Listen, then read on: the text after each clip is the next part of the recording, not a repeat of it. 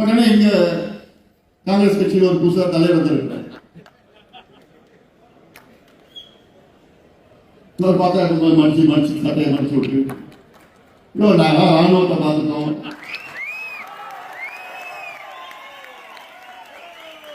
துப்பாக்கி சூட பார்த்துட்டோம், எல்லாத்தையும் நாங்கள் பார்த்துட்டோம். நீங்க அப்ப போறது கூட இல்லை. நாங்க பேசுறோம்னா அமைதியா போய் நாங்க ஆக்கப்பூர்வமான அரசியல் பண்ணிட்டு இருக்கோம். நாங்க தனியா நின்று எத்தனையோ சட்டமன்ற உறுப்பினர்களை நாங்க வெற்றி பெற்றிருக்கிறோம். தனியா நின்று கவுன்சிலோடு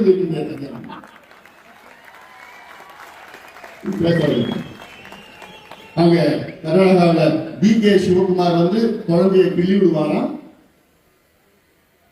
அந்த காங்கிரஸ் கர்நாடகா காங்கிரஸ் முதலமைச்சர் டி.கே. சிவகுமார் குழந்தையை கிள்ளி விடுவாராம். தமிழ்நாடு காங்கிரஸ் வந்து தொட்டில் ஆகுவாங்க. என்ன நடக்கும்?